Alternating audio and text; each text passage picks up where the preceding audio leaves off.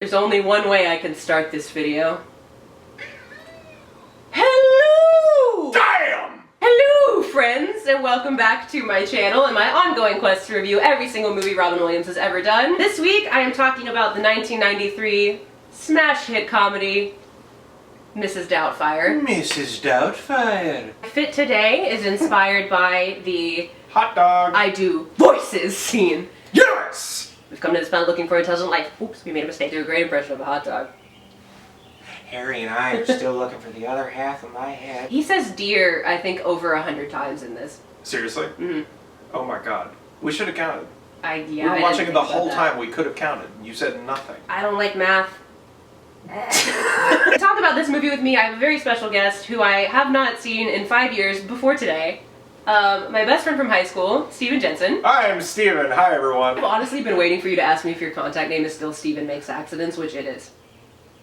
Oh, I know we're filming, but I want to hug you so bad. It's never. How could I ever change that? Yeah, because I remember I tried to do Steven McSexy Pants, Yes. but it did Steven Makes Accidents, and I was like, well, this had it coming. At one point when we were in high school, Steven told my iPhone, he was like, hey Siri, call me Steven McSexy Pants. And Siri went, okay, I'll call you Steven Makes Accidents. And that has stayed the case to this very fucking day. Yep. So this movie is directed by Chris Columbus, director of Gremlins, Goonies, Harry Potter 1 and 2, and both Home Alone. So And he is just, Pixels. well, he shat the bed in the 2000s, but like Yeah. the 80s and the 90s was like Chris Columbus. This movie stars Robin Williams as Daniel Hillard and Mrs. Doubtfire. He is a sort of down on his luck dad. That's a good phrase. Yeah. Down on his luck daddy. You also have Sally Field, Pierce Brosnan, Harvey Fierstein, and Mara Wilson as other notable names in this movie. Daniel Hillard is a voice actor who loses his job and is going through a divorce with his wife, so in order to see his children, he invents this persona, Mrs. Doubtfire, who's like the best nanny in the world, and shit just kind of hits the fan from there is the best way I can describe it. Kind of. As far as like the fun facts and history of this movie, there is a lot of really awesome, cool shit to get to. This movie is financially and factually, whether or not other people think so is a matter of opinion, but this is like the pinnacle of Robin Williams' career. This is a movie that just exemplified how much he loved his family. It exemplifies his manic energy, his impressions, everything that makes Robin Williams is in this movie. And that is because it was produced by Blue Wolf Productions, which is a very short-lived production company that Robin and his wife at the time, Marcia, created. The other two films that they produced were Patch Adams and Jacob the Liar. Oh, so the Formula movies is what you're talking about. I don't know shit about Jacob the Liar. I haven't seen it either. So, I just know that he's Jewish. He's Jewish? Marcia modified this project. She worked on it until it was absolutely perfect for Robin. Robin and Marcia together helped fight for the ending where the parents don't stay together. Initially, the studio was like really hoping that they would do like a perfect wrap up in a bow, they get back together, and they were like, no. And I'm really glad they didn't. Yeah. Oh my god, yeah, of course. Because how many, like, The Parent Trap is iconic for its own reasons, but like how many movies like actually talk to kids about divorce and like will show kids what divorce is? And more importantly, show what divorce does. Yeah. You know, like, there are times in this where the kids themselves don't really understand what's going on. Yeah. Neither really does the dad, and everyone's just kind of confused. And I, as a kid, did not understand half of what was going on in this movie either. But we'll get to that. Robin spent about 3.5 to 4 hours in the makeup chair every day for this. The mask is made from 8 pieces of foam latex that were all overlapping, and obviously there's a bodysuit involved as well. He said he felt like a walking beanbag chair. When he was walking around like testing out the makeup, he went to a sex toy store in San Francisco. Oh, I think I heard about this a little bit. Yeah, he's talked about it on the Graham Norton show, and he went in and was like, is this one of the dildos with the double ends? And the guy was like so confused, and then he said eventually the guy recognized him and was like, oh, Robin, you asshole! wait, he recognized him? Eventually, yeah. Like, did he go there often? No, it was one time. Oh, okay, well, you said it like, damn it, you! Like 3 weeks later, the guy's like, ah! Obviously, if you've seen the movie, which if you haven't at this point, what the fuck? We're about to spoil a whole fucking lot of shit. Yeah, for but it, like, so. watch... Okay. But he was This is a movie he was able to obviously improvise constantly during. Chris Columbus called it magical and shot him with multiple cameras like he was shooting a documentary, so he would just be ready for like whatever he was going to do. That's really interesting given like the tightness of some of the scenes. Yeah. Like there are scenes where it's just a room, and I'm sure that set trickery or whatever, but like you really get the feeling that it's just a house. Some of the most noteworthy scenes that were improvised, the scene with the cake face is all improvised because his face started melting off due to the heat from the studio lights, so he just started riffing about cream and sugar. That made that scene so much better when you told me that. I know. And the run by fruiting line, which if you follow me on Twitter, that's my Twitter name, but that was improvised. You can tell what's improvised, but it doesn't make it any less special. And this whole shooting process was like a family. They made the movie with a lot of their family and friends involved, both on screen and behind the scenes. Robin's half-brother Todd is the pool bartender in the run by fruiting scene. Robin also was like, obviously became like a surrogate father to those kids, because anytime he's with kids, that's just what he does. He actually wrote a letter. Lisa Jacob, who plays Lydia, the oldest daughter, got expelled from her high school because she was gone so long shooting the film. And he wrote a letter to the principal of the school and was like, a woman of like her talent and caliber should be like allowed to go pursue things and also pursue her education, like please let her back in. And the principal was like, huh, and framed the letter but didn't let her back in the school. What? Yeah. Oh my god. Even in real life, Robin is always trying to fight the big bad establishment. Literally, I always yes. love that. I love that. This is one of the most clear-cut examples of the Robin Williams formula. Like a comedy where he's a guy who goes about getting what he wants in a very unorthodox way, and there is big bad establishment that is like, you can't do that. And he also gives a very impassioned speech about it several times. I was going to say, speech is. Overall, I think that this movie does the drama of the divorce very well. Like, all of the scenes with him and Sally Field are very grounded and very authentic. Oh, yeah. I wish he could have said fuck a couple of times. Oh, my God, yes. He actually really, from what I remember, he actually kind of perpetuated the myth about there's a magical NC-17 cut of this movie somewhere. I'm sure he did. It was the original Snyder cut, and nobody talks about the Doubtfuck. The Doubtfuck. Chris Columbus, I think, is the one that's like, I have the cut. I mean, I'm sure he doesn't talk like that, but... yeah, like Mickey Mouse. Sally Field in this movie is... I would Not say only so. is she hot, Oh my god. but she just is acting so well. I mean, I have said before, and I'll say it again, the scene at the end of this where she says, the whole time, in like 18 different ways... Well, she goes like, the whole time? Like, just very, like, Jekyll and Hyde. Yeah, like nobody's performance in this is like hokey or, like even the kids. All the kids do a really good job.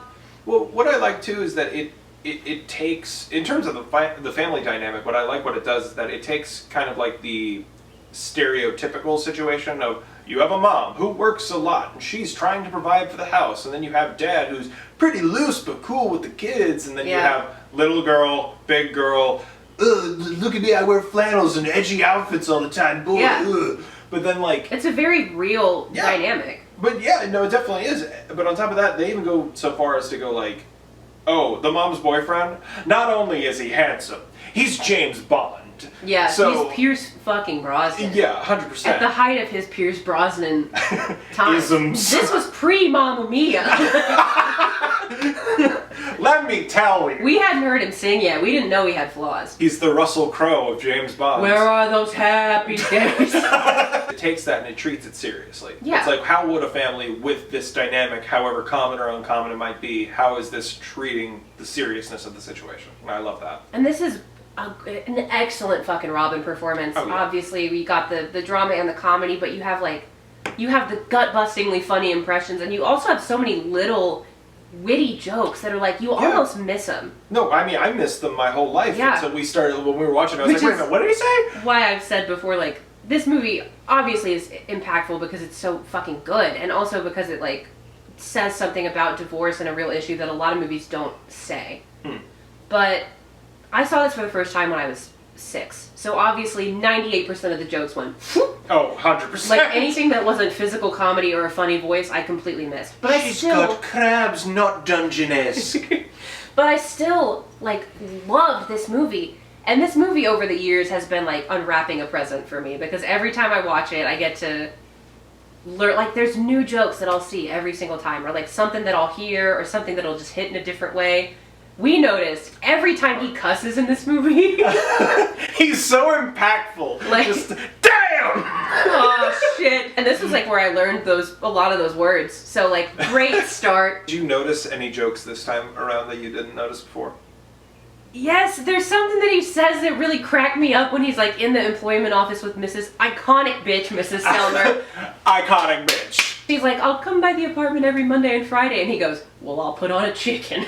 Mine was oh, carpe dentum, dear, go for the teeth. Seize the teeth, that's what it was. Sorry, I forgot what carpe diem was. He peppers in a lot of Dead Poet Society jokes in a lot of other movies in his career. I mean, of course, there's like a couple of jokes here and there that are like, yikes, it's the 90s. Yeah. But they're not as bad as a lot of his other movies that I've looked at. Yeah, the son mildly freaking, spoilers, the son mildly freaking out when he figures out that he's well, before not he a figures she. out that Mrs. Doubtfire is his father and just thinks that she is a woman with not woman parts. I mean, I get that he's a 12-year-old boy in the 90s, but he says call 911. Yeah, I was gonna say, his first thing was like, call 911! All of the wit of like this character when he is just like flaming Pierce Brosnan in every scene that they're in together. My favorite, probably my most quoted scene from the whole movie is, oh, you Mercedes bin. Most men are trying to compensate for smaller genitals. He's correct in his emotions, but he's so vindictive. When he looks Sally Field dead in the eyes, she's like, have you ever felt desire? And he said, never.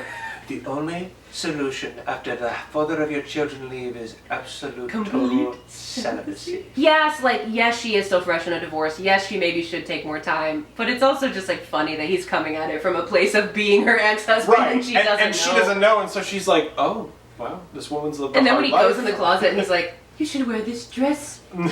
Like, you don't want to wear anything short, you look like a harlot. She said that dress was from 1976. Bitch, this movie came out in In 1993. 93. What you still owning that dress for? Yeah, go to the Goodwill, please. Go through your closet and take some shit to the trash. So, I always prefer the ones where, like, Pierce Brosnan has just walked away, and he's like, oh, I'm drown you bastard. This is beyond obsession. This is beyond obsession.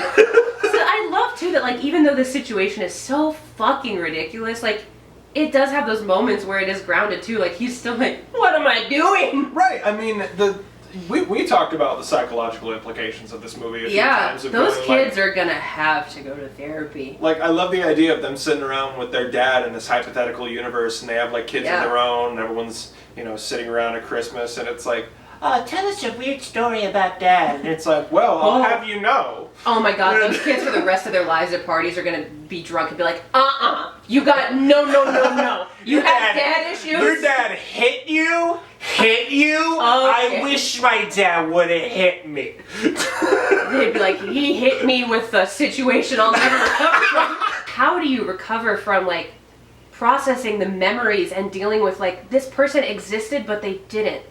Yeah, I mean, they even have a scene of that in the movie. They do, and it's very brief because it is at the end, and like it's very all of a sudden kind of happy again, and they go out the door with Dad. But it's like you do have to sit with that. Mm-hmm. That's weird. That's a weird place to be in, especially for a 6-year-old kid. Yeah. 100%. Oh my god. And it's just funny that even the mom, Sally Field, in that scene has to go. She wasn't real. Like she has to snap herself back. She's got to catch herself. That's a hard place for all of them to be in. Dinner scene is very stressful as well, but it's also like the pinnacle. It's so funny.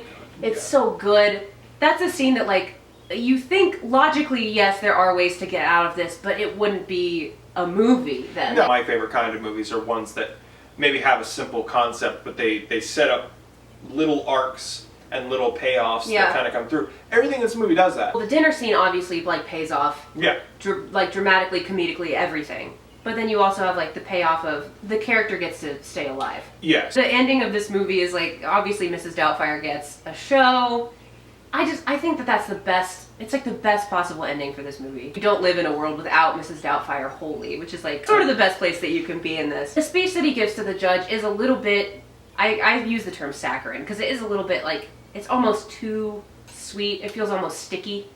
But then the judge turns around and is like, honestly, like, that is nothing, like, what you have done is nothing more than a performance by a gifted actor, which is like, yeah, I think that if anything, that is kind of in a way, it's almost like the anti-Robin speech scene, because it's like, he does give that speech, but if it would have been a Patch Adams situation where they would have been like... They all put on the fucking noses. Yeah, oh my fucking God. Fun game to play when my Patch Adams review comes out. Count how many times I gag. No, I thought you were going to say take shot glasses through, like, little red noses. Please don't do that. Please don't do that. Take a shot every time I gag, though, and see if you have alcohol poisoning by the end of the review. A line that kind of goes over for me is when he's like, someone tells me I can't have my kids, it's like saying I can't have air. And it's like, yeah, I get it. I'm addicted to my kids line is like, ugh. It's like, I get it, but... I do. I understand the feeling. I think like any good dad thinks that. Yeah. But saying it out loud is just weird. You have him doing everything that he does best in the best possible way throughout this whole thing. I can't think of any other reason why it stuck around so long other than just Robin Williams. Since it was his wife's, at the time's production company, like yeah. she had kind of tailored this movie to him. And I mean, that really shows because... yeah, absolutely. He does a good job of employing all the things that make Robin work, which is, I do a lot of voices. Yep.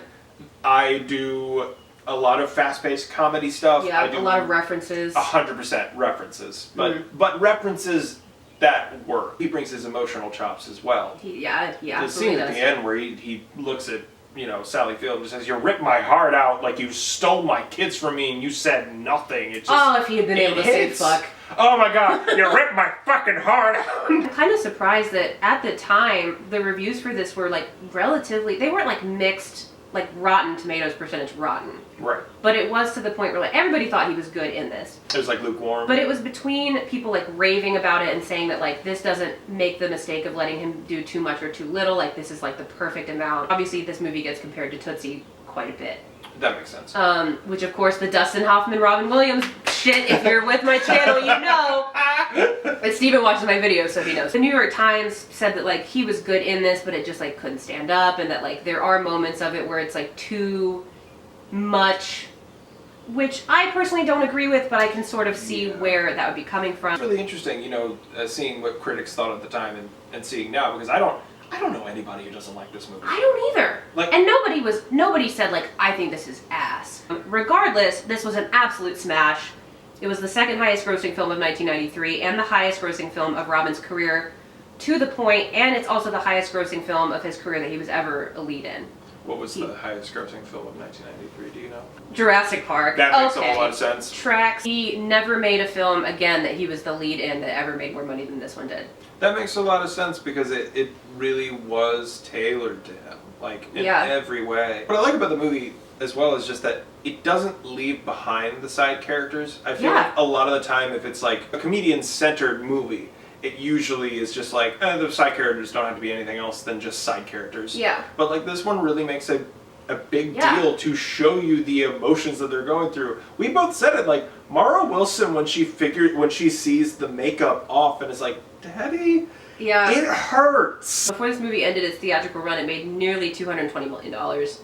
The chairman of 20th Century Fox told Robin, "I can think of no actor who was so singularly responsible for the success of this film as you were." Aww.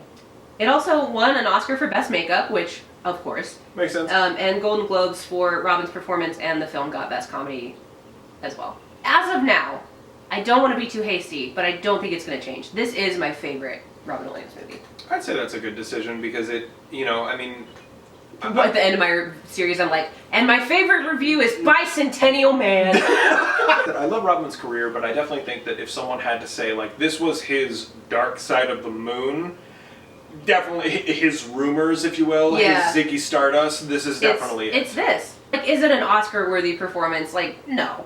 Well, maybe. I mean, but it's multifaceted. It's very impressive. It's not the kind of movie that the Oscars would ever nominate, I guess is the problem. It's great to watch a movie that I think really defined so much of what I know from you as a comedian and as an actress. And I think for me, I've dabbled with voice acting ever since because of this movie. Yeah. If somebody came up to me and was like, who was Robin Williams? Like, if they didn't know, this is what I would show them. 100%. If you have not seen Mrs. Doubtfire already, like I said, what the fuck are you doing? Yeah. But it is available to rent in all the usual places like YouTube, Vudu, Prime. It's a shame to do The Pinnacle this early because next week I have to watch Being Human, which did not do so hot. I thought you said Being Human, and I was like, I would watch that. No, that would be 100%. so much better. It'd just be him in a bean costume. Some movie that is about like life and shit. I don't know. The worst kind of movies. I can't say, oh my love, you're gonna be alright, bye-bye, because I'll cry on camera. puppy. And the goal is to not cry on camera for the whole series. That's hard. I would have cried episode I don't know if I'm 1. gonna make it. If I do, I'll just cut it out. Fuck you!